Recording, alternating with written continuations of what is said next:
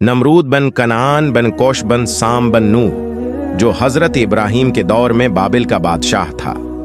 बाज मौरखीन नमरूद को हाम बन नूह का पूता करार देते हैं। नमरूद हजरत इब्राहीम के चचा आजिर का चचा जाद भी था। ईरानी नमरूद को फरीदून के लक़ब से याद करते थे। मसादिर में उसे हजरत इब्राहीम के दौर के फिरौन के नाम से भी याद गए हैं। नमरूद का नाम बुख्तवाल नस्र के साथ पूरी दुनिया पर हुकूमत करने वाले वाहिद मुशरक के उन्वान से याद किया जाता है। उनकी बादशाहत की मुद्दत के बारे में इख्तिलाफ पाया जाता है। इस हवाले से बाज ने 400 साल, उसे के बाद 270 साल और सबसे कम 29 साल जिक्र किए गए हैं। नौमौलूद बच्चों का कत्ल आम नमरूद की बादशाहत के दौरान रोनमा होने वाले वाक़यात में से एक नौमौलूद बच्चों का कत्ल आम था। ये वाक़या इस वक्त पेश आया जब इस दौर के काहिनों ने ये पेशन गोई की कि बाबिल में अनकरीब एक बच्चा पैदा होने वाला है जिसका नाम इब्राहीम होगा, जो बदपरस्ती और नमरूद की बादशाहत के खात्मे का बाइस बनेगा। इस पेशन गोई के बाद नमरूद ने तमाम हामला औरतों को जमा करने और इनसे पैदा होने वाला नौमौलूद बच्चा होने की सूरत में उसे कत्ल करने का हुक्म दिया। बाज़ तारीखी मसादर के मुताबिक नमरूद ने इब्राहीम को दुनिया में आने से रोकने के लिए 4 साल की मुद्दत में तकरीबन 7,000 बच्चों को कत्ल करवाया। अन तमाम सख्तियों के बावजूद हजरत इब्राहीम मख्फियाना तौर पर पैदा हुए। जब हजरत इब्राहीम की माँ को दर्द ज़हा का एहसास हुआ तो शहर से बाहर चली गई और एक गार में बच्चा जनने के बाद गार का दरवाजा बंद करके शहर वापस आ गई।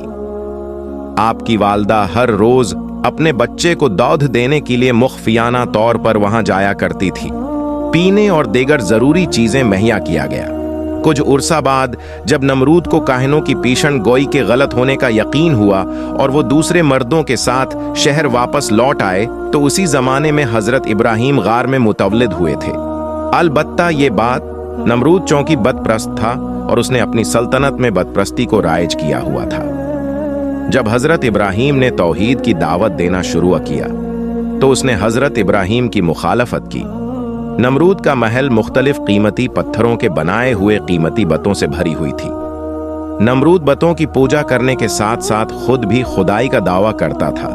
हजरत इब्राहीम मुख्तलिफ तरीकों को लोगों को तौहीद और युक्ता परस्ती की तरफ दावत देते थे। हजरत इब्राहीम के साथ मुजादला जब हजरत इब्राहीम ने मख्फियाना तौर पर बत्तों को तोड़ दिया तो आपको नमरूद के सामने पेश किया। इस मौके पर हजरत इब्राहीम ने नमरूद की रबूबियत की रद्द और खुदा की वहदानियत को साबित करने की कसद से नमरूद से मुनाजरा किया। ये मुनाजरा लोगों के सामने बरगजार हुआ और उसका तज़किरा कुरान करीम में सूरा बकरा में उसकी तरफ इशारा किया गया है। इस मुनाजरे में हजरत इब्राहीम ने कहा, मेरा खुदा लोगों की जिंदगी और मौत का मालिक है। इसके जवाब में नमरूद ने भी कहा, मैं भी जिंदगी और मौत दे सकता हूँ। नमरूद अपनी उस बात को साबित करने के लिए 2 कैदी लाने का हुक्म दिया, फिर इनमें से एक को आज़ाद करने और दूसरे को कत्ल करने का हुक्म दी। मुफस्सिरीन नमरूद के पहले जवाब को एक किस्म का मुगालता करार देते हैं जिसके जरिए नमरूद लोगों को धोखा देना चाहता था। लेकिन हजरत इब्राहीम ने दूसरे मरहले में नमरूद के इस किस्म के मुगालते को रद्द करने और उसे लाजवाब करने के लिए दूसरी दरख्वास्त सामने रख दिया जिसमें नमरूद के लिए किसी मुगालते की गुंजाइश नहीं थी। फिर हजरत इब्राहीम को आग में फेंकना। हजरत इब्राहीम को आग में फेंकने का मंजर नमरूद को जब मुनाजरे में शक्स्त हुई तो उसने हजरत इब्राहीम को उनके खुदाओं की बेहुरमती और उन्हें तोड़ने के जर्म में सजा के तौर पर इसे आग में फेंकने का फैसला किया। नमरूद और बदप्रस्तों के इस फैसले का तज़किरा सूरा अनबिया की आयत नंबर 6-8 में हुआ है। नमरूद ने उस मकसद के लिए एक खास जगह तैयार करने और लोगों को लकड़ियां जमा करने का हुक्म दिया। हजरत इब्राहीम को जलाने के लिए लकड़ियां जमा करना लोगों के लिए इतना मक़दस और हाइज अहमियत करार दिया गया था कि औरतें अपनी हाजात की बराबरी और बीमारियों की शफा याबी के लिए बतूर नजर लकड़ियां जमा करने लगी। 17 तारीखी मसादिर के मुताबिक बाबिल के मकीनों ने हजरत इब्राहीम को जलाने के लिए एक तूलानी मुद्दत तक लकड़ियां जमा की थीं। ठाले जब लकड़ियों को आग लगा दी गई तो उसकी हरारत इतनी ज्यादा थी कि कोई भी उसकी करीब नहीं जा सकता था। इसी बना पर हजरत इब्राहिम को इस आग में फेंकने के लिए मंजनीक का इस्तेमाल करना पड़ा। कुरान के मुताबिक जब हजरत इब्राहिम को आग में फेंका गया तो खुदा की तरफ से आग को ठंडा होने और हजरत इब्राहिम को न जलाने का हुक्म मिला। यूं ये आग हजरत इब्राहिम के लिए कोई नुकसान नहीं पहुंचा सकी। इस वाकया के चंद दिन बाद जब नमरूद का इस जगह से गुजर हुआ तो इस वक्त भी आग के शोले बुलंद थे, लेकिन इस वक्त उसकी ताजुब इंतहा को पहुंची जब उसने देखा कि हजरत इब्राहिम आग के शोलों के दरमियान सही हो सालिम बैठा हुआ है।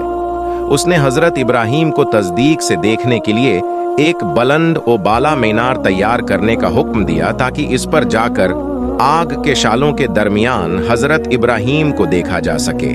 जब नमरूद को यकीन हुआ कि आग ने हजरत इब्राहिम को कोई नुकसान नहीं पहुंचाया, इस वक्त इसने हजरत इब्राहिम से कहा कि तुम्हारा खुदा बहुत बड़ा है जिसने तुझे आग से महफूज रखा है। अब क्या आप आग के शालों के दरमियान से बाहर आ सकते हो? हजरत इब्राहिम ने कहा, क्यों नहीं, मैं बाहर आ सकता हूं। नमरूद ने दोबारा कहा, अगर आप आग के अंदर बैठे रहो तो क्या आपको कोई नुकसान नहीं पहुंचेगा? हजरत इब्राहिम ने कहा, नहीं। इस पर नमरूद ने हजरत इब्राहिम से बाहर आने की दरख्वास्त की, जिस पर हजरत इब्राहिम आग से बाहर आ गए, जबकि आग इस वक्त भी शालावर थी। हजरत इब्राहिम को आजाद करना और राह खुदा में कुर्बानी पेश करना। नमरूद ने जब ये मौजिज़ा देखा तो हजरत इब्राहिम को आजाद कर दिया और खुदा की राह में 4000 गायें पर मुश्तमिल कुर्बानी पेश की। हजरत इब्राहिम ने कहा, जब तक रुबूबियत के दावे से तौबा करके खुदा पर ईमान नहीं लाओगे तुम्हारी कुर्बानी कबूल नहीं होगी। खुदा से लड़ने के लिए परवाज तारीखी मुसादिर में आया है कि नमरूद खुदा की तलाश और उनसे लड़ने के लिए अपने पालितों ऐकाबों के जरिए आसमान की तरफ परवाज किया। आखिरकार वो ज्यादा बुलंदी से डरते हुए खुदा को पैदा किए बगैर वापस जमीन पर आ गया। तारीखी मसादिर में नमरूद के महल प्रवाज को बीताल मुक़द्दस और उसके दोबारा जमीन पर बैठने की जगह को जबल दुखान जिक्र किया है। मीनार बाबिल बाज तारीखी मसादिर में नमरूद के आसमान की तरफ परवाज करने की दास्तान को मुख्तलिफ अंदाज में पेश किया गया है। अन मसादिर में आया है कि नमरूद ने खुदा से मुकाबला करने के लिए एक बुलंद व बाला मीनार बनाने का कहा, जो मीनार बाबिल के नाम से मशहूर हुआ, जो कुछ मुद्दत बाद खुदा के हुक्म से नाबूद हुआ।